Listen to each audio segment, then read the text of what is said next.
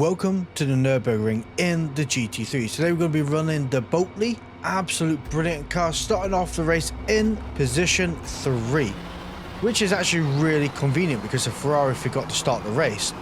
Not only that, there are only 10 people in this race, so competition shouldn't be all too bad, providing we'll survive turn 1, which we all pretty much do. But the Boatley now has a scratch on every single panel besides the front bumper, taking the second corner rather wide, a whole new approach to it, and actually surviving it and rejoining quite safely to a degree.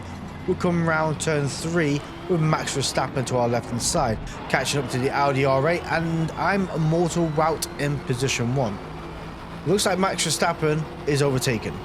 Ghostly Popcorn 3 has managed to make the move work, but went too eager on the throttle out the other side of that corner and turned it into a bit of a tank slapper. Out the other side we go, back into the podium position, catching up to outside at 85 up in front. Going to be making a move in this braking zone here. They've come off the throttle quite early. A little bit of contact has been made because spatial awareness is non-existent, and you know, pushing someone up the curb is the way to go about taking that corner. FF2051007, we all know, is a very quick driver. Is hunting their way through as the Audi, I would say, kind of defendish blocks, but the Ferrari does, well, force their way through. Not ideal, because now we're not in a podium position. We need to overtake this Audi R8, which we do beautifully. Zero contact out the other side, chasing down a Ferrari up in front. Position 1's only 2 seconds away. We'll kind of be hooved in by the Ferrari up ahead. We might be in for a chance of breaking a tad late into this corner here. Do not want to go off track here, although we almost did. Stewards love to hand out insane penalties for slightest of corner cuts there, which I can understand to a degree, but some of them really egregious. There's no way you gain that kind of time. Like, you know, it is quite brutal. One thing that is working in our favour though, we are back on the podium and the cars behind are battling with each other. We've got Max Verstappen, the Audi R8, as well as a Boatley with a red livery on it. So there we go, they're all going to be battling, and hopefully we don't get dragged into said battle. We can kind of break away, providing we take turn 2 better than we have done the last 2 laps. We need to kind of nail that and sort it out, Flash. Come on, you can do better than that. Keep those cars behind you battling as they are. Get away from them. 0.8 seconds away from Larry behind us. We need to keep breaking that tangent away. Catch up to the 2 cars up in front now. I'm Mortal Wow is 2.4 seconds away now.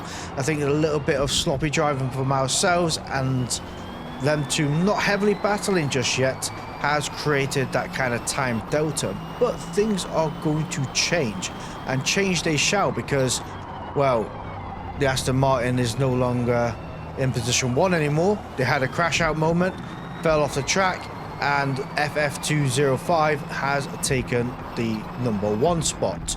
Number 2 is ourselves, and number 3 is Larry. Ghostly Popcorn was the Max Verstappen liveried Mercedes, is 4.4 seconds away. Now, Larry was looking to make a move, but ultimately backed out. Let's capitalize upon that, send this Boatley around this corner, get a great send out the other side.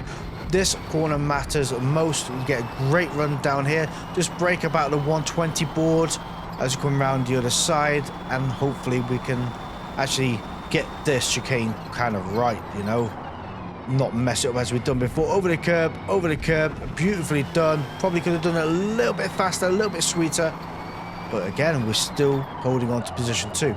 Pressure is on us though, and Larry is full on delivering that kind of pressure, sniffing in places to make that move work, backing out when needs to, kind of defending ourselves into turn 1 to make sure that we break at the right point, which is now. Down to first gear, nice and tight into there, parking it on the apex so we don't get a cut back, and out the other side we go. Well, again, I understand there are only 10 drivers in this race, but at the moment we're battling with 1, and as insane as it sounds, it's an absolute brilliant battle. Yes, it would be awesome if there's more people in this race, but I think I joined kind of late, so the population was a little bit low, because the race after this was far more populated. I will say now, there's method to the madness, and that madness being letting Larry overtake in the Coca-Cola livery Boatley. You might think, Flash, why would you surrender? I am not going to be able to battle for the next 10 laps or defend to the highest extent. But what I am able to do is provide pressure. Far easier to give the pressure to somebody else and keep on them than it is to have that the other way around and be under constant attack. And you're watching in the mirror, watching what they're doing, everything like that. Well, right now is I could be right up their backside and provide that said pressure that I would be receiving. Providing I take that corner a lot better and not let Larry manage to eke away. But following on further with method to the madness is our tyres are all on minor wear. Yes, we're on medium tyres. It is a long race. It can be done at this track, medium to mediums. I do note that Larry up in front is struggling on the worn tyres. This is information we need to know. Thank you, Larry. He's gone gravel castle building. Information like this is very valuable because this is end of lap 7. We're both going to the pits now. It'll be lap 14 when he starts struggling again, and that is when we can pounce and really start applying that pressure, and that is where we'll be able to capitalize. Providing pressure with knowledge of vulnerabilities is where you win. Being under pressure defending for 10 laps is really a tall order, and it can be very stressful. So sometimes sitting back, relaxing and watching somebody else do the hard work for you is just that bit easier. Now Larry is 1.7 seconds away. Yes, we're in position 1. That's because FF has gone into the pits early, and I think they're probably doing a 2-stop hop rather than what we're doing at the moment. We're going to jump into the pits now, grab a new set of medium tyres. They should last another 7 laps. I don't need any fuel because I overfueled this car. I forgot to adjust it as the race started. Typical Flash, absolutely well done. So we have a lot more fuel than actually needed. You know, we can take this car home after work today. Forza Horizon up in front has not pitted yet. They are carrying a 2-second penalty, but they're only 4.4 seconds away. Can only presume they're doing a hard and then possibly going on to medium tyres. I don't think you could do hard to soft at this track. It's very sketchy if you do. I don't think the softs will last, and I don't think the hards will last that long either. Medium to medium does seem to be the winning formula, unless you want to do 2 stops on soft tyres. Larry behind is carrying a 0.5 second penalty. They are 2 seconds away at the moment. Let's try and keep that time delta away from them and keep trying to chase down Horizon up in front, which will bring us on to our next problem, overtaking Horizon in front. We need to make sure that we can overtake them in a place that's actually suitable for us. And by that I mean that we're not held up by them being on a different tyre compound, on being a slower car. Last thing you want to do is get held up by a slower car and then deliver some free time to that car behind. That is not going to work. I think this actually might be a good place to overtake. Forza Horizon up in front had a little bit of moment coming out of that corner. Don't think we're going to be able to catch them as we enter the chicane. Oh, there's another Boatley. Seems to be quite the popular car. Great car, I'm not going to lie. Beautiful bit of kit. Over the curbs we go. Lovely. Horizon's off into the pits, and Larry has actually really caught up, but they are now rocking a 1.1 second penalty, which is ideal for us. You know, it's going to really work out in our favor further down the line. Now, start of lap 9, 0.9 seconds away from the car behind, 21 seconds away from FF up in front. I did say they were a rather quick driver. Larry is now behind us, applying that pressure. Let's play strategic here. I struggled to get that word out then. Let them overtake, and then again we will apply that pressure onto them. Side by side down this fast straight. We'll be braking just before they do, and oddly enough I think it caught them out. Can't grumble at that. What we're thinking, Flash, why are you braking so early? Well, I was going to actually tuck in behind them because, again, swap the pressure over. Don't be under pressure yourself and make a mistake. Give that stress to somebody else. They're now 0.5 seconds away behind us. Again, once you start reeling back up, going to hand over that position to them and just follow it. I mean, even if we don't manage to overtake again, if we're right up behind them, we're going to win by the penalty system, you know, and again, play to the system's strengths.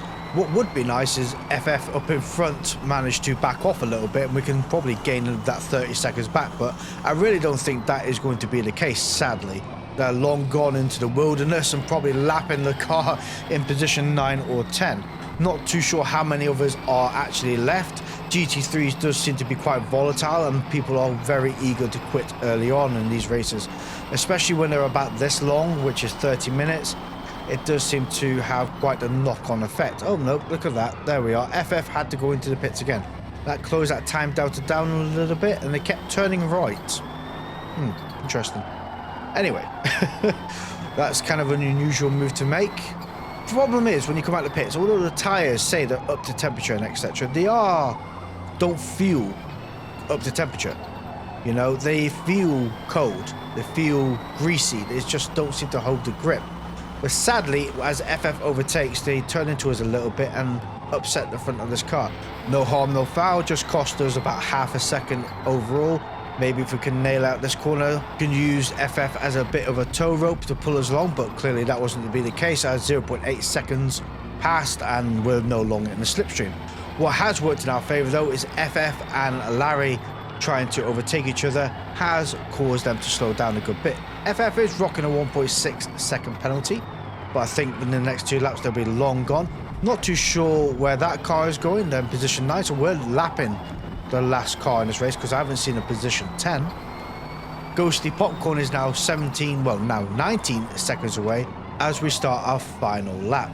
Larry being 2 seconds away is less than ideal. Yes, they've got the 1.1 second penalty, but we've got to try and reel that in as our tyres start to degrade. Popcorn, again, being 20 seconds away is absolutely ideal. We're not under any pressure from any cars behind. FF, surprisingly enough, is 8 seconds away. Probably by the end of this lap, they'll be about 10 seconds away. They are on soft tyres, so the difference would be insane of the time delta. We just need to close that door onto Larry. Reel them in. Force them to make a mistake, and this is where we're capitalised. They're on worn tyres just as much as we are. All we need to do is keep our composure, nail every corner, plan it better. We'll close that door and Larry up ahead. Breaking down a second gear here, nice and tight into this curb. Don't touch that curb on the inside, it will push you back out the corner on that power as early as possible. 2 tenths gain, 1.4 seconds away from Larry. Up the curb, cutting that corner a little bit, there it is. Power on as early as possible, out the other side, and Larry has gone gravel castle building again. That is the position in the bag. Breaking down the 3rd gear here, out the other side, beautifully done. Larry being 1.7 seconds behind us with the 1.1 second penalty has secured us this position. Few more corners to go. Very easy to still make a mistake, very, very easy to get a penalty if we do not nail this bus stop perfectly. Breaking down a second gear here, the sky is changing colours 30 times a second because the game doesn't understand when a race is 29 minutes long what happens to the weather forecast, and you'll see it keep changing as we go around this corner. Larry 2 seconds away, absolutely ideal. Helicopter off in the distance, cross that finish line in position 2. What a race it was. Look at that, the clouds are coming in and they start going away again. What on earth is going on with the end of races in Forza sometimes? Makes the mind absolutely boggle. So we had 2 quitters in the end. So there's only 8 people left over. That's absolutely insane. Again, only 10 started, but we're going to head over to Indianapolis now, where we actually have almost a full lobby. And again, an insane battle, where it ultimately ends when what I would say is a very fair shootout, because what goes around comes around. We're going to be using a Mustang for this race. Now, this Mustang is set up for Le Mans. You would think that's a problem, and to be fair, it only becomes a problem in certain corners. The rest of the time, this Mustang is absolutely brilliant, and I think the monster delivery makes huge difference on it as well. Coming into turn 1, where a lot of chaos happens, and we're part of the meat of a sandwich at the moment, less than ideal. Ferrari, although I clipped him, please don't give me the penalty, it's not my fault. Thank you, penalty system. You was actually right for once. Usually when you have the final touch on somebody, you're blamed for it, even though they were long gone before you got there. Anyway, back up to position 5. Forza Horizon again up in front, but also rocking a boat leaf for this race. This Mustang is an absolute brilliant bit of kit. Points and shoot everywhere, but under braking, it seems to like to steer a little bit, which is kind of unusual. but the brakes are set up quite heavy. Ooh, contact, get off my car. Thank you. We can both go through there too wide, just got to turn the steering wheel. Out the other side we go. Getting under pressure from the Porsche, who's also looking to make a move. Now, this is going to get very spicy as we enter this next braking zone. Contact again from the Boatley. Maybe we could do a cutback here. Let's go power, power, power, power. Let's get out the other side. Mustang is really, actually very quick bit of kit. It really does know how to get out corners and get onto that power. And credit where credit's due. If you can keep that back end in check, it will go like the clappers. Now, talking back to this being set up for Le Mans, it has very little downforce on the rear, if probably about 10 or 15%. While that might be a detriment in some of the corners, the way this carries speed is insane. And credit where credit's due, actually, on the Mustang. If you get a slide just right, it will carry on pointing in the direction you want it to. Just got to feather that throttle and just eager it along. Don't let it do Mustang things, but get that power down. Now, the Porsches up ahead are running ragged on us, but this track here is anybody's guess because you can do so many different tire strategies. Now, we're rocking hard to hard and hard into the back of the Porsche. Sorry about that, bud. Hard one stop onto another set of hard tires because you can't do mediums one stop. The track just don't allow it. It's quite aggressive on the tires. You could do 3 or 4 stops in softs, or is it 3 stops in mediums and 1 stop on hards, something like that. Or you could do 2 mediums, 1 soft. You know, there is so many ways you can attack this track in different compounds, and credit where credit's due as well. Ooh, that was a weird bit of lag. It really doesn't massively change the outcome of the race. What has changed though is the lights come on nice and early for a change. There's a lot of changes in that sentence. Anyway, lights coming on nice and early, brilliant, because now we can actually spot our braking zones and actually brake at the right points. Sometimes the lights come on a lot later and you're guessing on a track, you can't see crap. You're looking like tire marks on the floor, where should brake, X, Y, and Z. Goofer managed to cut up the inside. It's fine. But yeah, lights coming on nice and early. I still wish we had control of being able to turn our lights on. That would make such a difference in evening to nighttime racing. But, you know, it is what it is, I guess. Goofster up in front, hitting the wall, breaking in for this corner here. Absolutely beautiful. We're up the inside, not looking to make a move, but applying a bit of pressure. We have one car off to the garden centre behind us. That's Fur 60218. Fur becomes a very good actual racer during this race. We do have some incredible battles. We're neck and neck a lot of time with each other. If not, I'm chasing them down or they're chasing us down, and it becomes like us and Larry in the previous race. Now, ultimately, breaking a tad late into that braking zone, we come out to the side still in one piece and surrender that position to Fur. Stephen behind us in the BMW, I do believe, is also trying to barrel themselves upon us. Again though, sometimes you've got to kind of pick your battles with drivers because some of them are blatantly faster than you, and it's easier to surrender the position and be dragged along than it is to try and battle somebody to the point of frustration where they will just send it through you. Stephen now 0.5 seconds ahead. Fur to the right hand side, defending turn 1, coming back over, probably trying to more break the bit of slipstream, but it's irrelevant to the Mustang. The Mustang's just too fast, and it will just, even without a slipstream, swallow any time gap from anybody else up in front, which is an absolute beast of a thing to do. Stephen, though, on the other hand, was right up behind us, gaining upon the slipstream. Not a place to overtake Stephen, or undertake. Really not ideal. Try again next time. Could have gone very, very wrong there, but thankfully it did not. Fur managed to break away a little bit, thanks to me and Stephen having a bit of a battle. And do you know what? I'm going to let Stephen... I think that's a corner cut, Stephen. Did you get away with that, my friend? That was a blatant corner cut.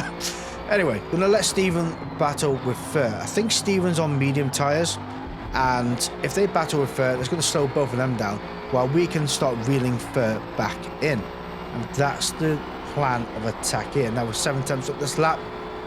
1:25 is our best at the moment. Definite improvements to be made. The closest car behind us is 2 seconds away, so we're not under any pressure from anybody behind.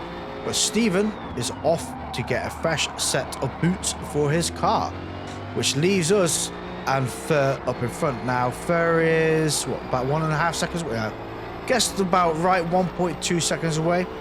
Absolutely ideal. Can start reeling that time in.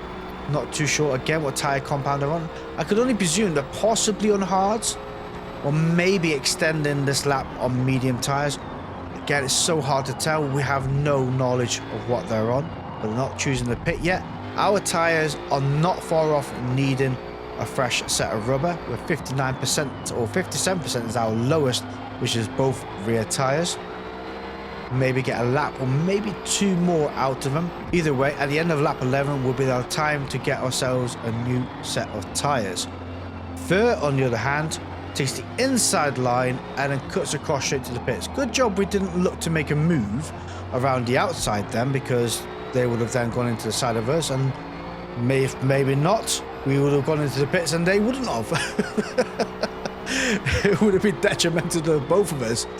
So, you know, if you're going to go for pit entry, go for the pit like entry line. If you stay on the outside and follow it around the curb. And cutting across, yes, it might be that inch quicker, but if someone does look to make a move, it's probably not the smartest of moves to make. Coming out of the pits ourselves, we are 0.7 seconds away from third behind. Steven is 5.3 seconds ahead, so I can only presume they're going for another set of medium tires and just been barreling that time in, which is fair enough, you know, each to their own. And by the time we get to lap 13, Fur is looking to make a move.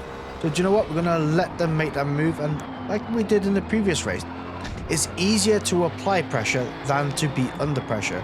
Although some people are very good at coping with pressure. Myself, not so much. I'll be open and honest about it. You know, I'm more engaged with what the car's going on behind than what I am focused on up in front. And that is something that needs to be worked upon and improved upon. By the time we get to lap 17, on the other hand, we get rear-ended by Gusta behind us in the McLaren again. Absolutely ideal. Always wanted to be smashed up the back, and oh, I'm only joking. But Fur up in front is laughing at this whole situation. Gusta, do you mind? I'm trying to make it out the corner in one piece. Anyway, with this collisions and everything, it is breaking us away from Fur up in front. Less than ideal. We need to stop battling with people and try and reel that car in. Crazily enough, though, Rooster went into the pits at the end of that last lap, so the whole battling thing was kind of like, okay, but you're going into the pits anyway and sacrificing another 45 seconds. On the other hand, though, we're going side by side with Fur and going straight down the straight. Now, you saw in the previous laps, Fur was weaving along the track to try and break the toe. This time, they're clipping to the side of the car to try and ruin the momentum of the Mustang and capitalize that upon themselves. We all know that when you're in a straight line, if you hit the car, it does slow them down, and thus ruined my concentration and into the braking zone. Totally missed it. Yeah, it's kind of crazy when you think about it. Like, you're side by side with someone and they're just constantly clipping your door, which you do know it does ruin your momentum because you get pulled back to the same speed they are. And yes, they are side drafting to a certain degree as well, so they're going to capitalize upon that. It's a massive gain for the car that's hitting you. Plenty of space on the track, so there's no need to be that close that in a straight line you're constantly hitting the person you're trying to overtake. But what goes around comes around, and understanding that Fur hasn't been into the pits yet, so they're more than likely on hard tires, they must be absolutely ruined. Definitely on a minor wear at the very least. So let's apply that pressure, brake a tad later in this braking zone here. Get up the inside, look at that. Right, power, power, power, power, power, and then park it on its apex so we can't get a cutback. Beautifully done, flash out the other side, gained that position 5 back in the bag. And where we go. Can't mess this up. We're not getting clipped by someone on the side in the world's widest track. So wide that you could probably land a plane on it. But we do cross that finish line in position 5. What a brilliant 3 races that was. Only a couple of people quit. 5 in total because there's 15 of us that started this race. So yeah, ended up with 10 left.